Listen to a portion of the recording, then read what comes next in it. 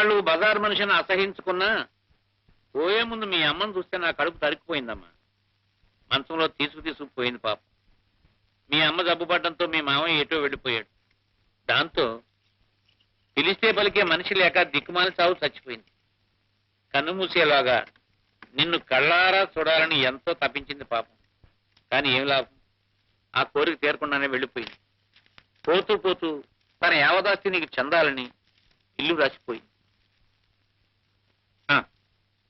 ఇవిగో కాగితాలు. ఇప్పుడు నాకు ఈ ఆస్తి ఎందుకు బాబు గారు? ఇన్నాళ్ళు కాయ కష్టం చేసి బ్రతికాను.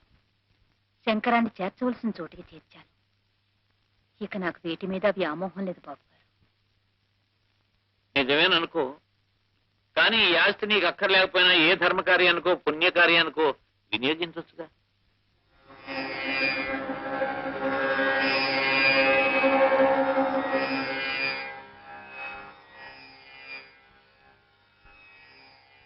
ఒరే శంకరం, అహర్నిశలో అది శృతిలో ఉందో లేదో అనే తప్ప అమ్మాయి జీవితాన్ని శృతి చేద్దామనే ఆలోచన లేదే నీకు?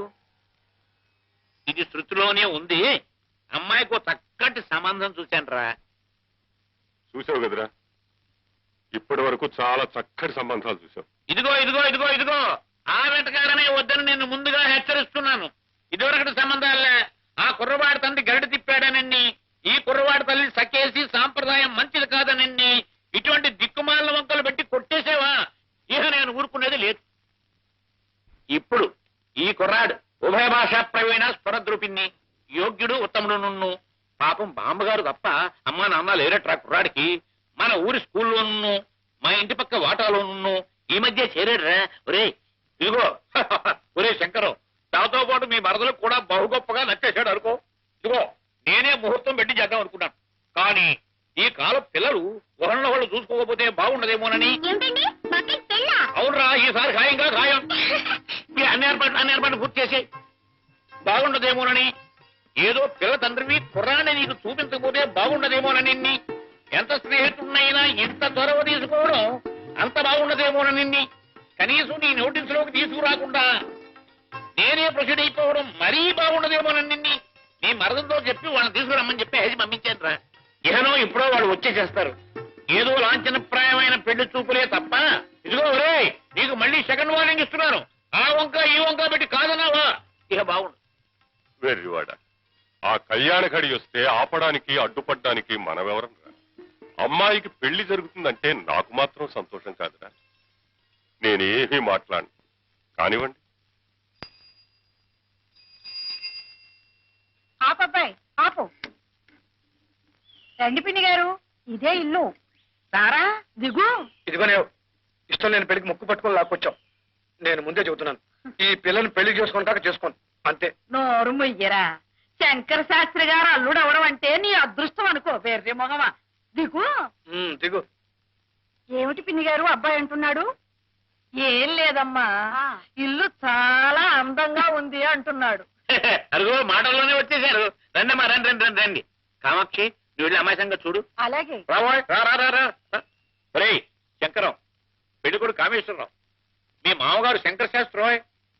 శంకరాపురం శంకర శాస్త్రి ఎప్పుడైనా చూసేవా? వాడి మోహం పసివాడు, వాడెక్కడ చూసుంటాడు బాబు. నేను నా చిన్నతనంలో బాబు గారి పాట వినాలని ఎన్నో కలలు కనేదాన్ని. మా వారు నన్ను ఎక్కడికి బయటికి తీసుకువెళ్లేవారు కాదు. దాంతో ఆ కోరిక అలాగే మిగిలిపోయింది. బాబుగారు సాక్షాత్తు సరస్వతి పుత్రులని చెప్పుకునేవారు మా రోజుల్లో. పుట్టిన ఇన్నేళ్లకి బాబుగారిని చూడగలిగాను. చూడడం ఏమిటమ్మా, మా శంకరంతో సంబంధమే కలుపుకోబోతుంటాను. కూర్చోవా. అది నిజంగా మా పూర్వజన్మ సుకృతం బాబు. బాబుగారు, మా వాడిని చెప్పుకోవడం కాదు గాని మా కాముడికి. ఏమిటి కావుడు ఏమిటి? నువ్వు నోర్మయ్యరా.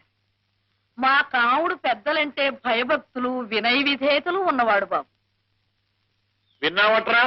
వినయ విధేయతలు ఉన్నవాడట. మా వాడికి ఒక్క దురలవాటు లేదు బాబు. విన్నావట్రా? ఏ దురలవాడు లేనివాడట.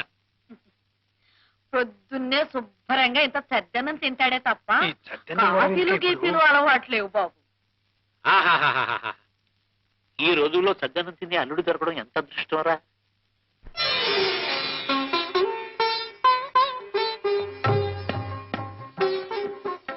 నా తల్లి రా అమ్మా రా కూర్చో.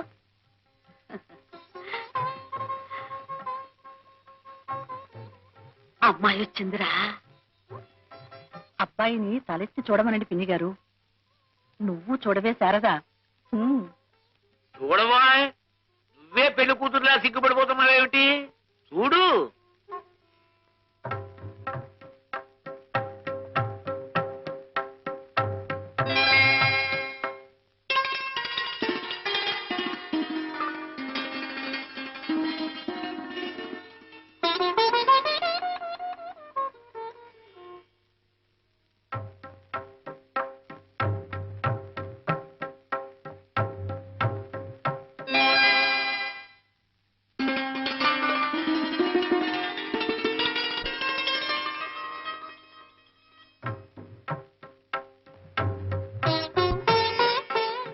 నీ పేరేమిటి తల్లి? శారదా. అలాగా, సరస్వతీదేవి పేరు పెట్టుకున్నారన్నమాట. మా బాగా అన్నారు. మా పిల్ల సాక్షాత్తు సరస్వతీదేవే అనుకోండి. మంచి గాత్రం ఉంది, మొగుడికి ఉత్తరాలు రాసుకునేంత చదువు చదువుకుంది, వంట వార్పు మాస్టారు, శుచి, శుభ్రం అన్నీ తెలుసు. అక్క నచ్చితే గాజు గ్లాస్ తీసుకోండి.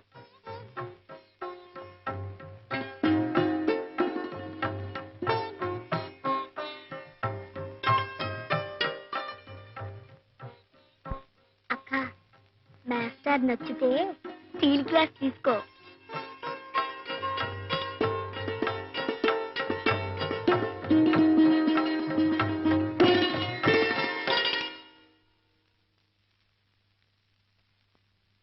చూసేవటో అమ్మాయి నచ్చిందా? వాడి మొహం వాడికి నచ్చడం నచ్చకపోవడం ఏమిటండి? కుర్రవాడు, వాడికి ఏం తెలుసు కనుక. ఆ అమ్మాయికి వంట వార్పు ఏమీ రాకపోయినా నాకు అభ్యంతరం లేదు బాబు గారు. వంశపారంపర్యంగా వచ్చే అపారమైన స్వర సంపద ఉంది, అది చాలు బాబు నాకు. ఆ మహానుభావుణ్ణి పాడమని అడిగే అర్హత లేదు నాకు. ఆ అమ్మాయి ఒక్క పాట పాడితే బాబుగారు గొంతు విన్నట్టే అనుకుంటాను. ఏమ్మా, ఒక్క పాట పాడతావా? అక్క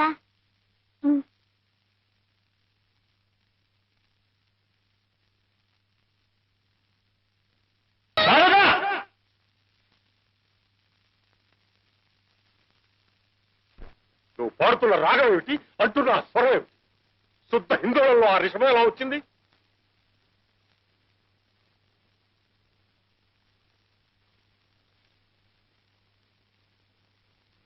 చెప్పు, హిందోళానికి ఆరోహణ ఏమిటి?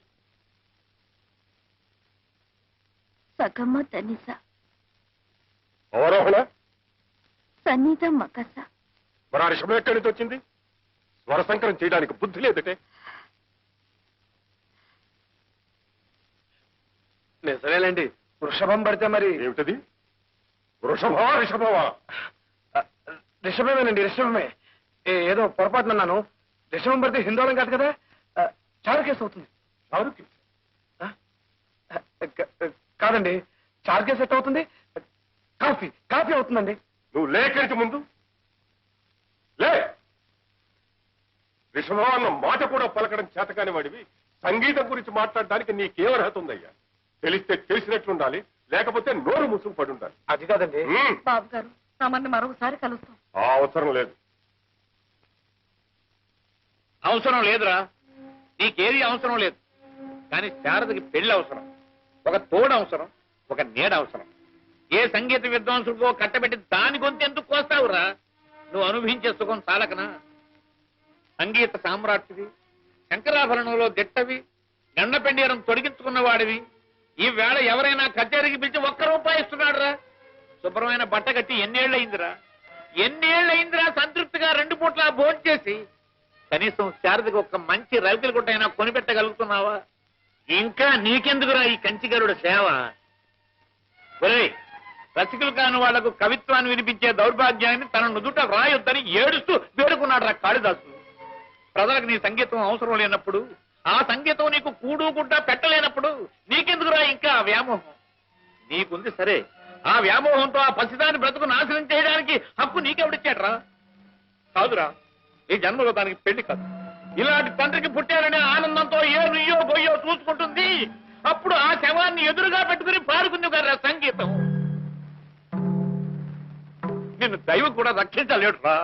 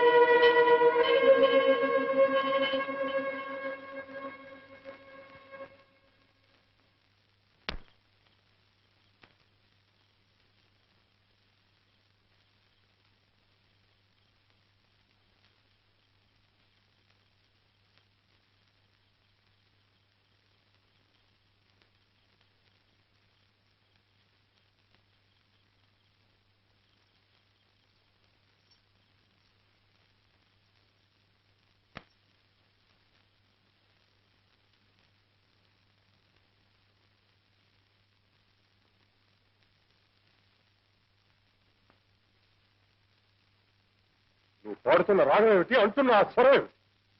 శుద్ధ హిందోళంలో రేషం ఎలా వచ్చింది?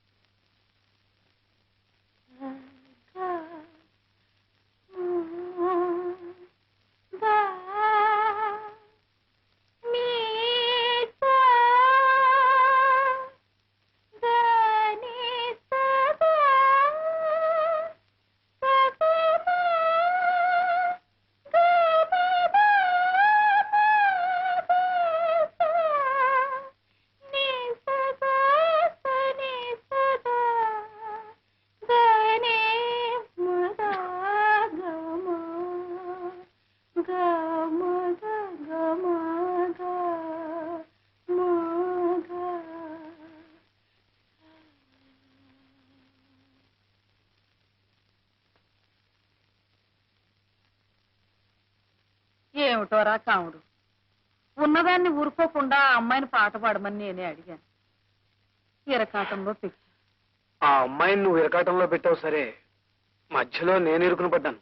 నీ మొహం బెల్లం కొట్టిన రాయలా నోరు మూసు కూర్చోక ఆ చొల్లువాగుడు ఎందుకురా నీకు? బోల డబ్బు ఖర్చు పెట్టి సంగీతం చెప్పించాను. 20-30 కృతుల దాకా నేర్చుకున్నాం. రిషభం అనడం చేతగాలేదట్రా నీకు? నీ కర్మ కాకపోతేను. నువ్వు సణక్కే మధ్యన చేత కాకనా? కావాలంటే ఇప్పుడు పరీక్ష పెట్టు. గడగడ రాగాలు, ఆరోహణలు, అవరోహణలు అన్ని అప్ప చెప్పేస్తాను. ఉన్నట్టుండి ఆయన కళ్ళరేసేసరికి నాకు వణుకు పుట్టింది. ఆ కంగారులో ఏదో ఆగేశాను, అంతే. 10 జన్మలు తల్లకిందులుగా తపస్సు చేసినా మనలాంటి వాళ్ళకి అలాంటి సంబంధం దొరుకుతుందా నాయన? చేతులారా దూరం చేసుకున్నావు.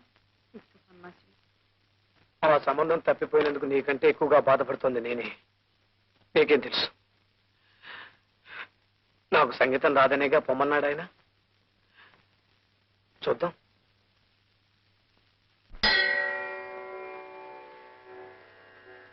మాణిక్య వీణాం ఉపలాలయంతి మదాలసాం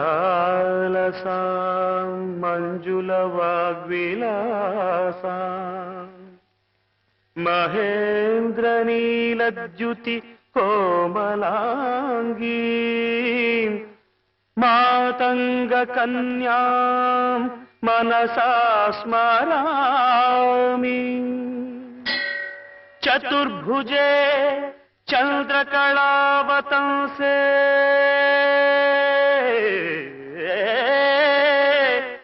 కుచోన్నతే కుంకుమరాగశోణే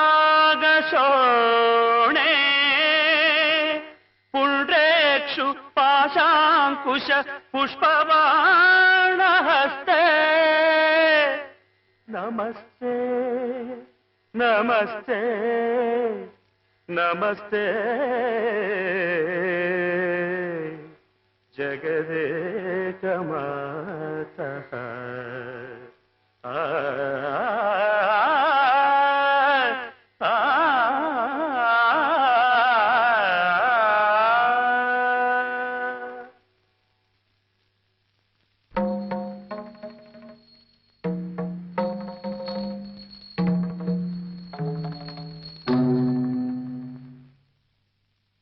5,000. మీ డబ్బు పూర్తిగా ముట్టినట్టేనా? ముట్టిందమ్మా, ఉండండి రసీదు ఇస్తాను. సుబ్బయ్య గారు, నాకు రసీదులతో పని లేదండి. శంకర శాస్త్రి గారి బాకీ పూర్తిగా తీరిపోయిందని మీరొక్క మాట అంటే చాలు. అదేం మాటమ్మా? చూడండి, ముందు ముందు శాస్త్రి గారు ఎప్పుడు ఎంత డబ్బు అడిగినా ఇస్తూ ఉండండి. ఆ బాకీ నేను తీరుస్తాను. అలాగేనమ్మా. వస్తానండి. ఆ.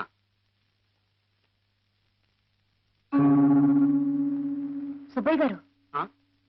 శాస్త్రి గారు వస్తున్నారు. ఆయనకు నా గురించి ఏం చెప్పకండి.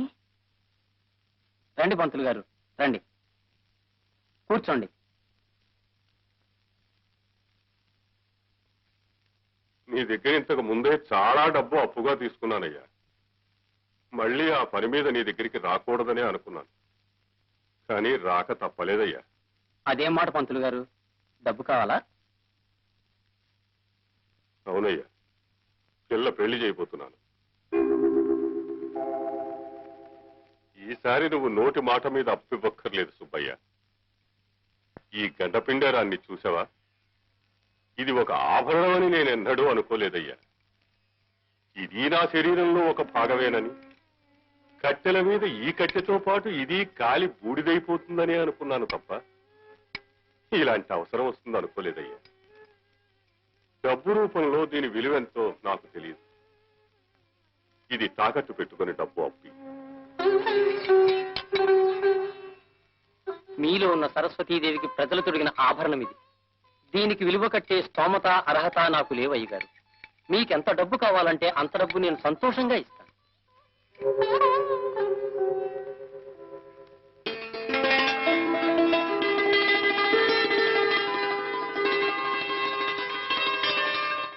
ఎంతో రాశారా?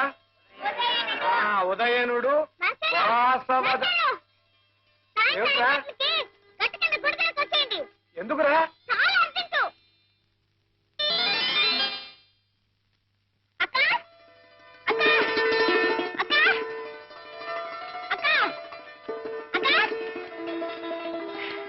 5 గంటలకి గట్టి కింద గుడిదలకు వచ్చాయి.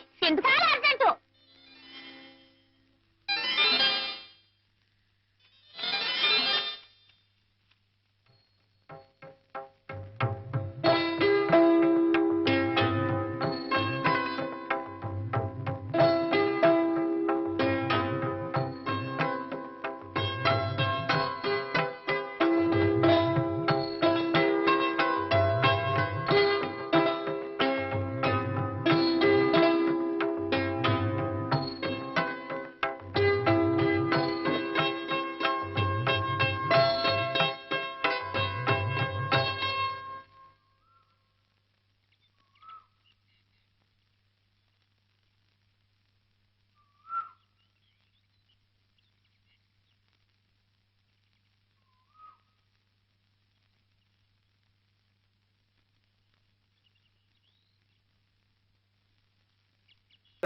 అంతా మీ మంచికే. దానికి చెప్పుకోండి.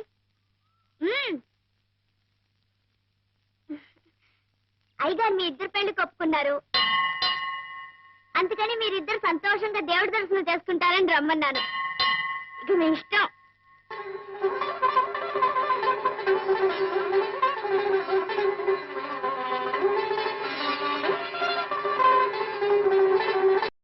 గుమ్మం దగ్గరకు వచ్చిన లక్ష్మి చేజారిపోయిందని బాధపడ్డాను బాబు గారు. తమంతట తమరే పిలిచి పిల్లనిస్తున్నారంటే ఇదంతా మా కాముడు సుఖం. మా వాడు ఎప్పుడు అంతేనమ్మా. సొంటి కొమ్మేననుకోండి, కళ్ళల్లో పెట్టుకుంటే భక్కున మండుతుంది. ఆ తర్వాత మంచు ముక్కలా చల్లబరుస్తుంది. సుందరం బాగవుతారేనా? మాట ఇది కటు, మనసు వెన్నపూస. ఇక శుభలేఖల పని పూర్తయినట్టే. పోతే నువ్వు ఒప్పుకుంటావనే నమ్మకంతో నేను ఒక మాట ఇచ్చానురా. ఏమిట్రా అది? మన శేషాచలం గారి హాలు ఎవరో తీసుకుని రీమోడల్ చేసి దానికి రంగులు అవి వేసి ఆర్భాటంగా తయారు చేశారురా. మన అమ్మాయి పెళ్లి రోజునే దాని ప్రారంభోత్సవం కూడాను. అలాగా? ఆ హాలుని నీ కచేరీతో పునఃప్రారంభించాలని వాళ్ళ కోరిక. వాళ్ళు వచ్చి నన్ను అడిగారురా. నేను సరేనమ్మా. బాబు గారి కచేరియా? ఒక్కసారి కూడా వినకుండానే పోతాననుకున్నాను. ఇన్నేళ్లకి నా కోరిక తీరబోతోందన్నమాట. అది వాడి అంగీకారం మీద ఆధారపడి ఉంటుందమ్మా. ఏరా ఏమంటావు? అలాగే.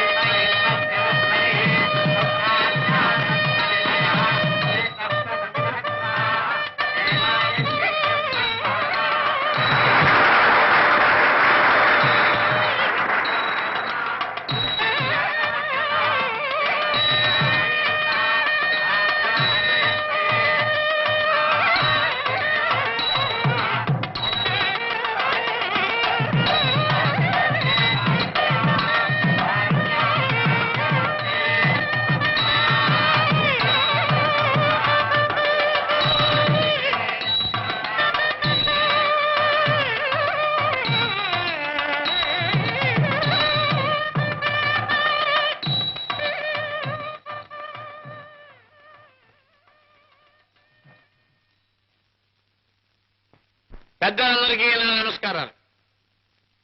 అపర సరస్వతి అవతారమూర్తి అయిన ఈ కళామూర్తిలోని కళను వర్ణించే శక్తి నాకు లేదు. అయినా ఈయన సహచరునిగా ఈ వ్యక్తి యొక్క వ్యక్తిత్వాన్ని గురించి 2 మాటలు మీకు నేను విన్నవించుకుంటాను. గతంలో శాస్త్రి గారి గానం వినడానికి ఆబాల గోపాలం తహతహాలు ఆడిపోయేవారు, విని పులకించిపోయేవారు. ఆయన మహారాజా టీవీతో దర్జాగా బ్రతకడం నాకింకా గుర్తు. ఆ వైభవం, ఆ వెలుగు నాకింకా కళ్ళకు కట్టినట్టు కనపడుతోంది. కానీ కాలక్రమేణా సంగీతంలో అనేక మార్పులు వచ్చాయి. ఉదాహరణకి వాటైనా కాటైనా, కరిచైనా కొరికైనా అనే సాహిత్యము, మలేరియా వ్యాధిగ్రస్తుని వణుకు లాంటి సంగీతము తయారయ్యాయి. అనేక శబ్దాలు, కూతలు, కేకలు, అరుపులు, నిట్టూర్పులు సంగీతంలో చోటు చేసుకున్నాయి. ఈ స్థితిలో తన గానానికి ఆదరణ లేని దశలో శ్రీ శాస్త్రి గారు తన ఇంటి 4 గోడల మధ్య అదే సభా వేదిక అనుకుని క్రిమికీటకాదులే రసికత గల శ్రోతలు అనుకుని తన సంగీత సాధనని కొనసాగిస్తూ వచ్చారు.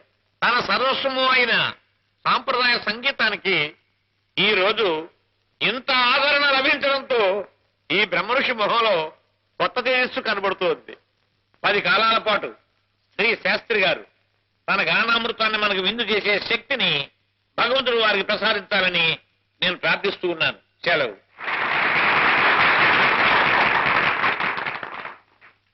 సభకు నమస్కారం. పాశ్చాత్య సంగీతపు పెను తుఫానుకి రెపరెపలాడుతున్న సత్సాంప్రదాయ సంగీత జ్యోతిని ఒక కాపు కాయడానికి తన చేతులు అడ్డుపెట్టిన ఆ దాత ఎవరో వారికి 100,000 వందనాలు అర్పిస్తున్నాను. సృష్టించిపోతున్న భారతీయ సంస్కృతిని, సాంప్రదాయాన్ని పునరుద్ధరించడానికి నడుం కట్టిన ఆ మహామనీషికి శిరస్సు వంచి పాదాభివందనం చేస్తున్నాను.